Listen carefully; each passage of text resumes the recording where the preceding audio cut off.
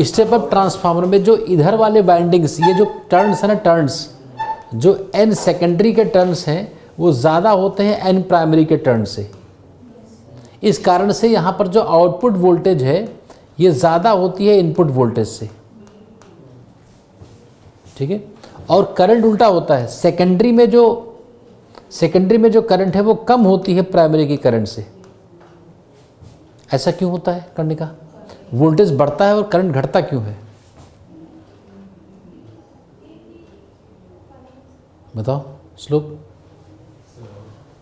School में पढ़ा है ये ट्रांसफार्मर पढ़ा है, तो बताओ वोल्टेज बढ़ता है स्टेप अप में तो करंट घट जाता है, ऐसा क्यों?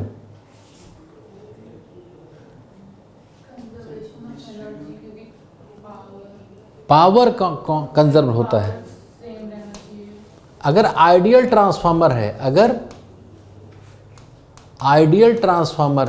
अगर आगे व्हाट इज आइडियल ट्रांसफार्मर, तो आइडियल ट्रांसफार्मर का मतलब कि आउटपुट पावर इनपुट पावर के इक्वल हो, उसको आइडियल ट्रांसफार्मर कहते हैं।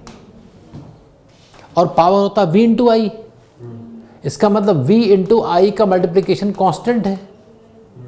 अरे पावर कांस्टेंट होने का मतलब V इंटू आई कांस्टेंट, तो अगर वोल्टेज बढ़ेगा तो घटेगा। अगर दो चीज़ों का गुणा कांस्टेंट है तो एक बढ़ाओगे दूसरा घट जाएगा उतने ही गुना, तभी तो कांस्टेंट रह पाएगा।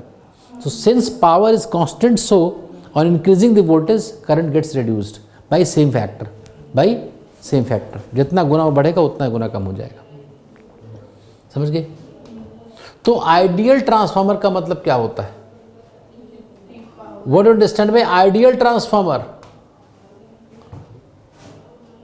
No power loss. क्या? No power loss. तो पावर लॉस कौन कौन से टाइप्स के होते हैं? Losses in transformer. Losses in transformer कौन कौन से होते हैं बताओ? कौन कौन से लॉसेज होते हैं ट्रांसफार्मर में? क्या लॉस होता है?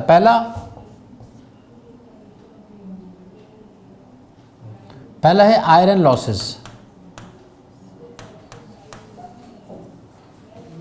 आयरन है सॉफ्ट आयरन। ये जो कोर है ना, कोर किसका बना होता है? Soft iron. क्यों बना होता है सॉफ्ट आयरन का?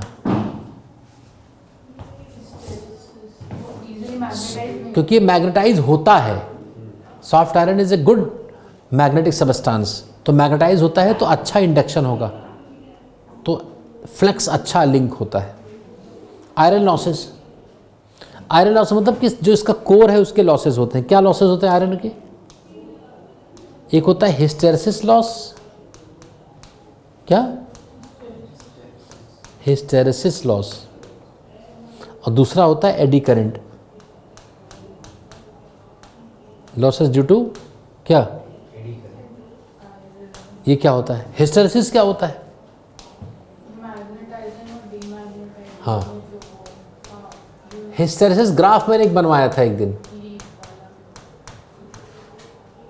का मतलब कि ये जो सॉफ्ट आयरन कोर है, जब इसमें करंट चेंज होती है तो करंट बढ़ती है तो मैग्नेटाइज होता है, करंट घटती है तो डीमैग्नेटाइज होता है।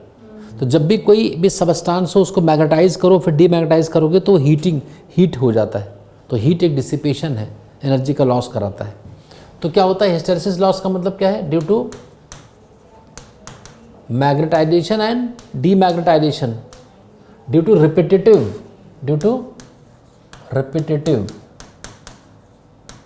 repetitive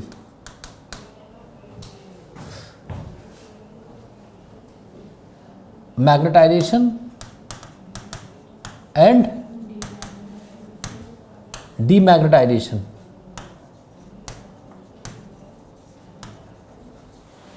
magnetisation, there is loss of energy in the form of heat, इसको हिस्टेरेसिस लॉस कहते हैं। क्योंकि इसमें करंट अल्टरनेटिंग है, कभी बढ़ रही कभी घट रही है, तो कभी जो कोर होगा मैग्नेटाइज होगा कभी डीमैग्नेटाइज होगा, तो इसलिए वो हीट हो जाएगा। इसलिए ट्रांसफार्मर बहुत गर्म हो जाता है। और क्या हम ट्रांसफार्मर को एक हीट के लिए यूज़ करते हैं? ट्रांसफार्मर का काम कोई ऐसा थोड़ी कि उसको गर्म हो जाए तो उसका कोई यूज़ है। वो तो एक ऐसा चीज़ है जिसको नहीं होना चाहिए, है ना। तो ऐसा आ गया हिस्टैरिसीस लॉस। एडी करंट्स क्या होते हैं? एडी करंट्स क्या होते हैं? अरे एडी करंट्स क्या होते हैं बोलो। एडी करंट, एडी करंट क्या होता है?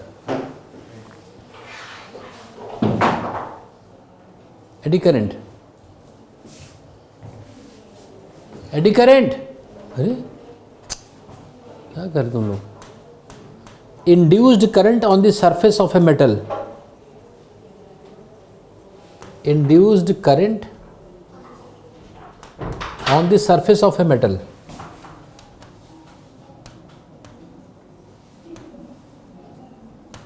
जैसे इंडक्शन जो कुकर होता है उसका सरफेस गर्म हो जाता है एडी करंट से। इंडक्शन का जो आता है ना, इंडक्शन कुकर, तो इंडक्शन जो आता है उस इंडक्शन की बड़ा चौड़ा सरफेस होता है, उसके सरफेस पर एक करंट आती है, उस करंट से वो हीटिंग हो जाती है उसकी, बस में चाय बना लेते हैं। तो वो एक प्रकार का सरफेस लॉस करता है एनर्जी का, इलेक्ट्रिकल एनर्जी का, तो उसका लॉस हमारे लिए फ़ायदा हीट है। हीट से हम लोग फ़ायदा उठा लेते हैं। तो ये दो तो आयरन लॉसेज, आयरन की वजह से दो लॉसेज होते हैं, एक कौन सा? हिस्टैरिसीस, और दूसरा एडी करेंट्स। हिस्टैरिसीस को तुम कम नहीं कर सकते, मतलब वो प्रॉपर्टी है, उसके लिए तुम्हें अपने कोर को चेंज करना होगा, लेकिन कोर को चेंज करोगे तो गड़बड़ हो जाएगा। अगर उसको नॉन मैग्नेटिक करोगे तो वो और भी नुकसान है। तो मैग्नेटिक अगर है तो मैग्नेटाइज होगा तो डीमैग्नेटाइज भी होगा, इसलिए इसको तुम कम नहीं कर सकते। इसको कम कर सकते हो एडी करेंट्स को, कैसे? स्क्रैचेस मार दो। देखो मान लो ये कोई सरफेस है, इधर देखो कोई सरफेस है, इस सरफेस पर एडी करंट हो रहा था, करंट्स। तुम इसके क्या करो ना, स्लॉटिंग कर दो, इसमें स्लॉट मतलब ऐसे कट कर दो इसको बीच बीच में, ऐसे से कट कर दो। तो अगर इसको कट कर दोगे ना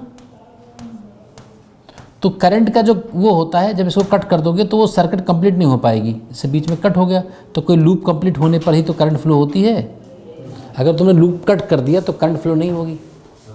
तो ये आता है कि how eddy currents can be, how loss due to eddy currents can be क्या minimized by making slots on the surface.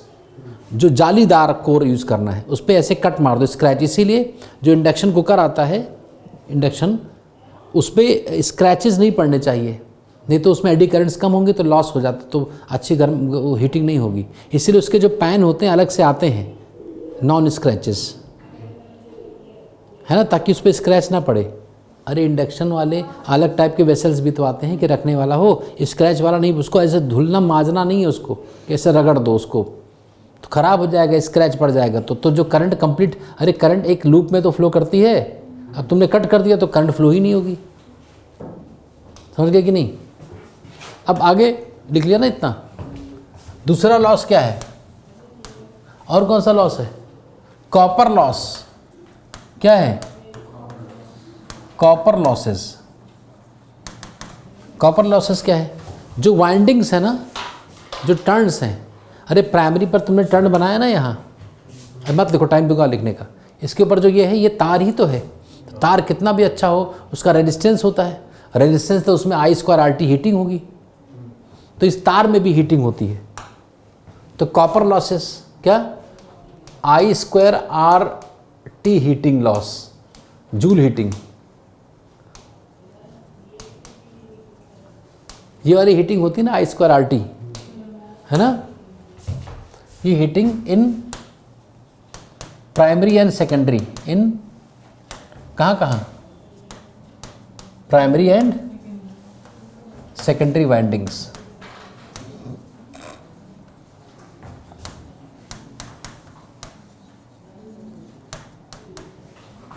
ये लिख लो पहले,